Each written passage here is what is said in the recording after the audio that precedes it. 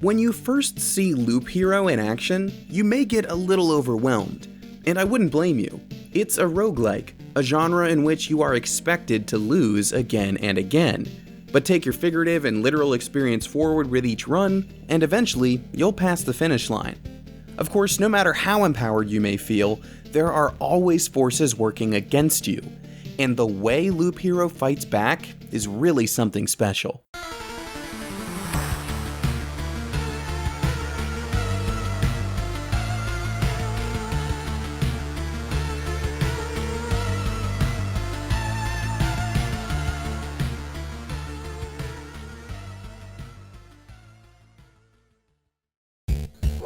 Okay, what's this about running laps?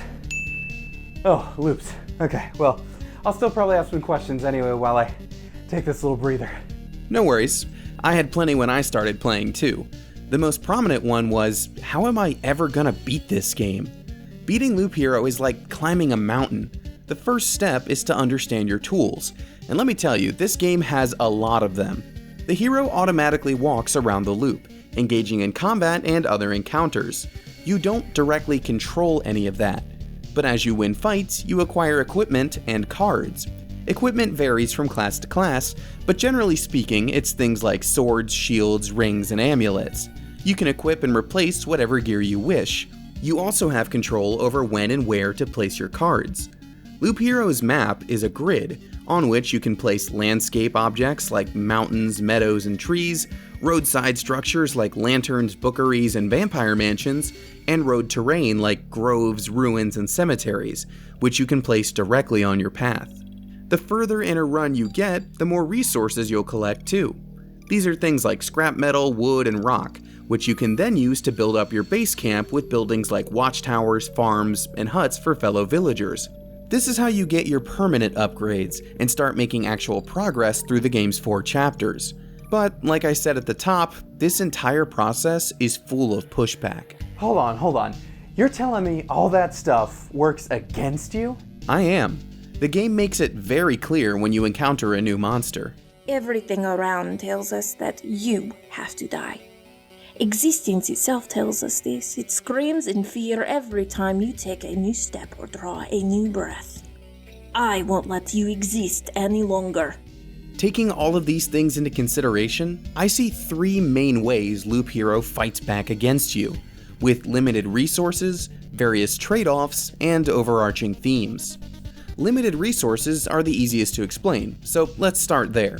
In the simplest terms, the game tapers off your progress by limiting the amount of resources you can carry.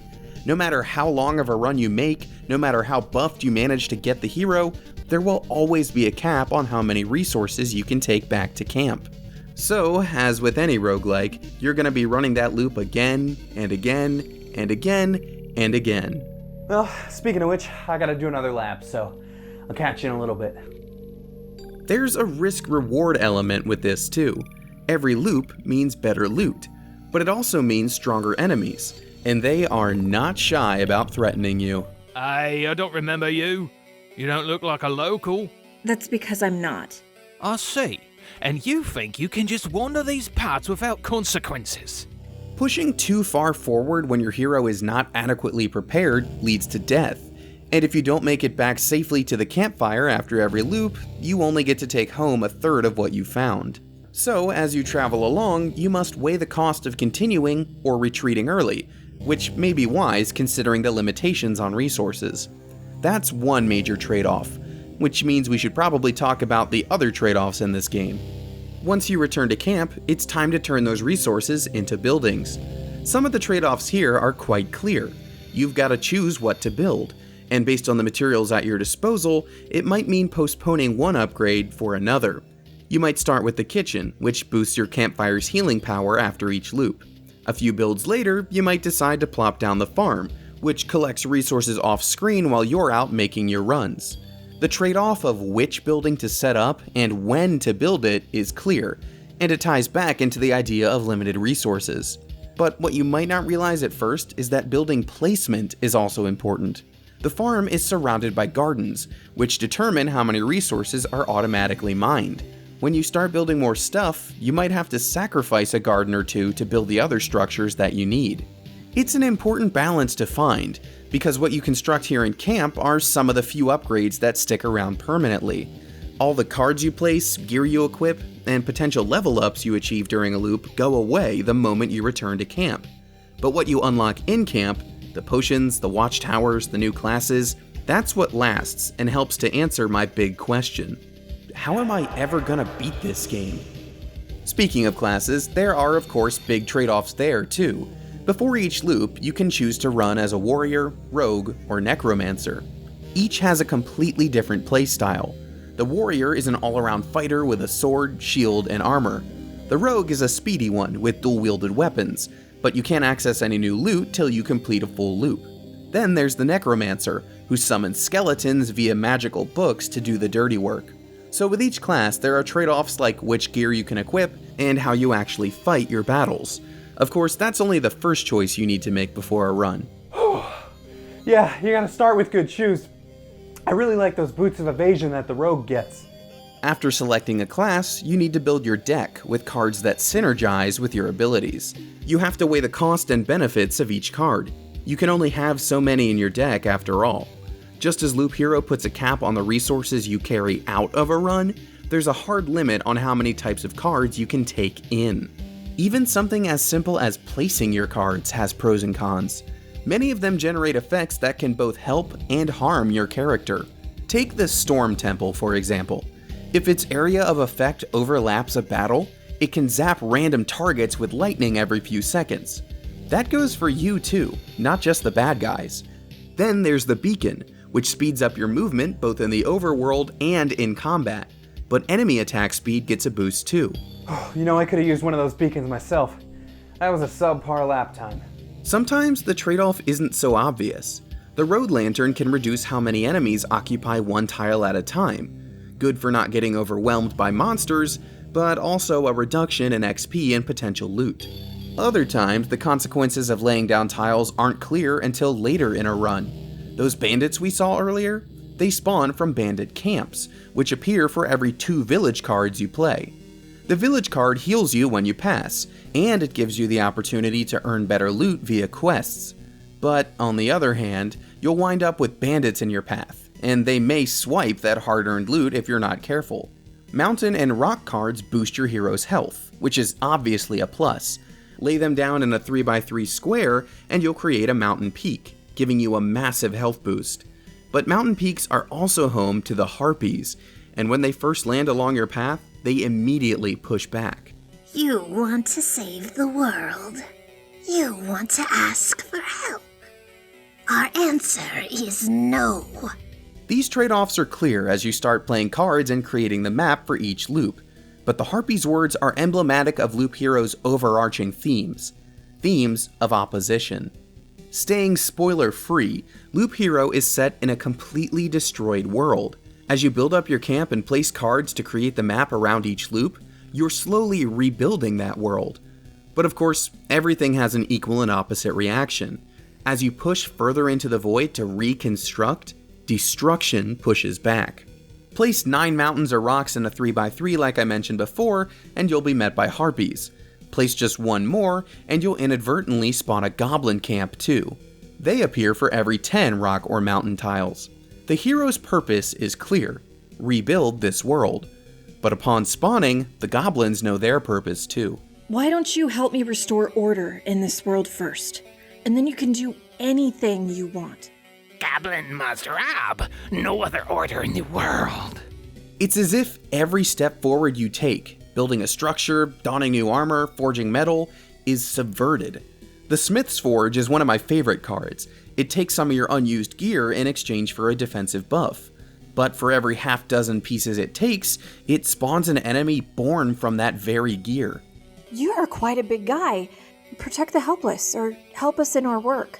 Can you forge metal? Or do you see yourself as a cook, perhaps, or a... Weapon in my hand. To kill. To execute. You're standing in front of me, so I must be supposed to fight you. As the living armor realizes for itself here, the creatures that fight back seemingly have no choice in the matter. Just as your hero sees it as a duty to restore this world, the enemies you encounter along the way believe their only purpose is to stop you. It's in their nature, and even nature itself seems to push back against your progress. Just as every 10 mountain or rock cards spawn a goblin camp, every 10 forest or thicket cards spawn a fake village. Placing a wheat field next to a real village boosts its healing power, but placing one next to a fake village creates an overgrown field. One where the very wheat that would normally help you instead mutates into a field of blades and joins the fight against you. On top of that, even the regular wheat fields spawn scarecrows that stand in your way.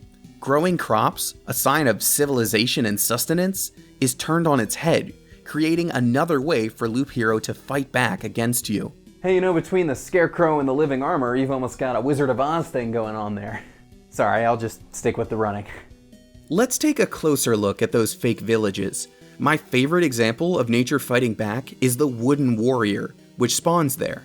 As expected, your first encounter with one does not go very smoothly. Don't even try coming any closer, you bastard. The forest isn't looking for you. It doesn't need you. That's probably about what you'd expect from an enemy in this game, but there's more under the surface of that aggression. Goblins, vampires, rats, skeletons, all of these are the kinds of minions you'd typically expect to encounter in a fantasy setting. But the Wooden Warrior is something different. It's the manifestation of nature standing against you. Wait a minute. Why do you look like me? Oh, I'm a big fan of yours. The trees talked so much about you. They even made me in your honor. In case you didn't notice it in that first exchange, the Wooden Warrior spells it out here. It was literally crafted by the forest in response to the hero. The warrior in its name is deliberate. It's a wooden clone of Loop Hero's warrior class. What's more, this enemy never deliberately attacks you. It only counters after you strike it yourself. In the purest sense, this is an enemy that mirrors our hero and illustrates the theme of opposition. There's a dose of sadness with the Wooden Warrior too. Its purpose may be to stand against you, but it's not always thrilled about doing so. There's a sense of regret before the fight actually breaks out. Cut me down. Cut me down. I don't want to put you to work, but it's really the only way. But cut harder, 'cause I'm gonna push back. What? I'm very sorry, but the forest saw how you fight, so it's a part of me too now. I don't want to hurt you, but I can't go against the will of the forest. In many ways, the Wooden Warrior's words are a distillation of Loop Hero. The developers at Four Quarters do want you to win, but they have no choice but to stack the figurative and literal deck against you. It's the nature of roguelikes to do this. Everything in Loop Hero is a scrap. There's no turning point at which you will forever be on top of everything the game throws at you. Even your best runs must come to an end, either by death or by hitting that resource cap. Your resources are limited. Your best options for overcoming each obstacle are loaded with trade-offs, and the game's overarching themes continually state that this world is against you.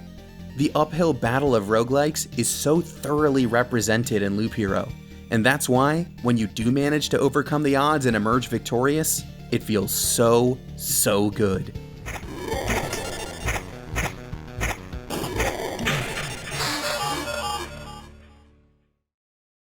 Hey, thank you so much for watching that video. Big thanks to my friends Sydney and Andrew for lending their voices and really taking this one to the next level. If you like what Framework is doing, definitely hit that subscribe button in the middle. If you want to see more of what we've got going on, hit that video on the far left. Thank you so much, and I'll see you next time.